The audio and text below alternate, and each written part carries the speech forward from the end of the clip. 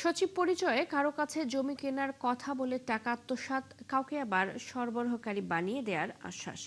বিশ্বস্ততা অর্জনে বৈঠক করা হতো জাতীয় সংসদ ভবনের ক্যান্টিনে। এমনই এক প্রতারক চক্রের ৩ সদস্যকে গ্রেপ্তার করেছে ঢাকা মহানগর গোয়েন্দা পুলিশ। ভুক্তভোগীরা বলছেন, দামি গাড়ি আর সংসদ ভবনের ভেতরে প্রতিবার সাক্ষাতেই ফাঁদে পড়েছেন তারা। সুমন তানভীরের রিপোর্ট। আমরা গ্রামের মানুষ বুঝতাম না, অনেক কিছু ক্ষতি হয়ে যেত। সোমবার সকালেই ময়মনসিংহের গফরগাঁ থেকে এসেছিলেন রাজধানীর ঢাকায়। ব্যবসার কাজে এক ব্যক্তির সঙ্গে বৈঠকরত অবস্থায় ডিবি পুলিশ ধরে আনে মিন্টু রোডের কার্যালয়ে।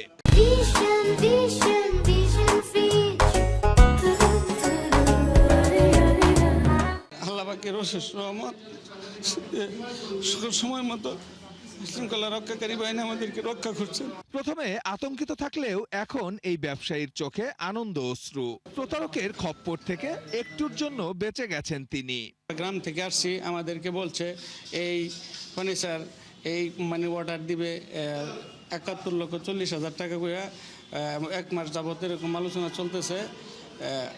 নাম দিছে উনি আমার কাছে বলছিল, সে উনি কি নাকি আনোয়ার চৌধুরী। ব্যবসায়ীদের সঙ্গে ধরে নিয়ে আসা মাঝখানের এই ব্যক্তি নিজেকে পরিচয় দিতেন সচিব হিসাবে। টার্গেট ঠিক করে সাক্ষাৎ করতে তাদের ডাকতেন জাতীয় সংসদে, আর তার এই প্রতারণার কাজে সহযোগিতা করতেন বাকিরা। ডিবি পুলিশ বলছে, নিজেকে সচিব পরিচয়ে জমি কেনার ফাঁদ পাততেন। একই জমি একাধিক ব্যক্তির কাছে বিক্রি করে সেটি আবার কিনে নেওয়ার লোভ দেখানোই ছিল তাদের ব্যবসা। আস্থা অর্জনের জন্য যে সচিব মহোদয় উনি পরিচয় দেন শফিকুল ইসলাম নাম ধারণ করেন, AKM আব্দুল সালাম নাম ধারণ করে উনি আবার এই বিশ্বাস অর্জনের জন্য উনি সংসদ ভবনের ভিতরে, এটা ৬ তলায় রেস্টুরেন্ট আছে, রেস্টুরেন্টে তাদের সাথে মিটিং করে। সবসময় উনি গাড়ি ব্যবহার করেন, নতুন নতুন গাড়ি ব্যবহার করেন। ওনার জিজ্ঞাসাবাদে উনি বলছে যে এই গাড়িগুলো সবগুলো গাড়ি উনি ভাড়া করে নিয়ে আসছে। সদস্য আছে যার নাম হচ্ছে হাবিব পরিচয়, হাবিব সাব্বির, এইভাবে বিভিন্ন নাম ধারণ করে একজন সদস্য আছে, সেই বিষয়টা ডিল করতো। তো তাকে গ্রেপ্তার করলে আমরা জানতে পারবো এই ফাঁদে এ পর্যন্ত কতজন নিঃস্ব হয়েছে তা নিশ্চিত নয় গোয়েন্দারা। তবে ভুক্তভোগীরা নিজ তাগিদেই সন্ধান পেয়েছেন অসংখ্য চুক্তিনামার।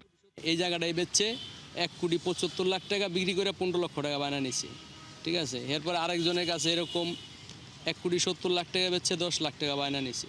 এরকম আরেকজনের কাছে ১,৭০,০০,০০০ বেচছে ৭ লাখ টাকা বানা নিছে। অলরেডি ৭-৮টা প্রমাণ আমার কাছে আছে। সাভারের কবিরপুরের নির্দিষ্ট জমির ওপরই প্রতিবার ফাঁদ পাততেন এই প্রতারকরা। যাত্রাবাড়ির বুলবুল বলছিলেন, তাকে অধিক লাভের লোভ দেখিয়ে সাভার নিয়ে গিয়ে একটি জমিতে বায়না করানো হয়। আপনারা ২০ লাখ টাকার আমরা নিয়ে হেন, আপনারা আমরা ১০ লাখ টাকা আরও বেশি দিয়ে দেবেন। তারপর আমি যাম রোহিঙ্গা ক্যাম্পে বাসান ট্যাগ ওই মনে আইসে এই ১ মাসের ভিতরে আমি রেজিস্ট্রি করে হলাম। বুঝতে পারি না যে এইরকম মানুষ এরকম আর সংসদ ভবনের ভিতরে নিয়ে গেছে, আর এত সুন্দর কথা আমরা বুঝতে পারিনি। ডিবি পুলিশ জানিয়েছে, জীবনের কোনো এক সময় এই ভুয়া সচিবও একইভাবে প্রতারণার শিকার হয়েছিল। তারপর থেকেই নিজেই গড়ে তোলেন একটি চক্র। দেশের বাইরে থেকে ১০-১২ বছর থাকার পর দেশে আসেন, দেশে আসার পর উনি নিজেও প্রতারিত হয়েছেন। সুমন তানভীর, ৭১, ঢাকা।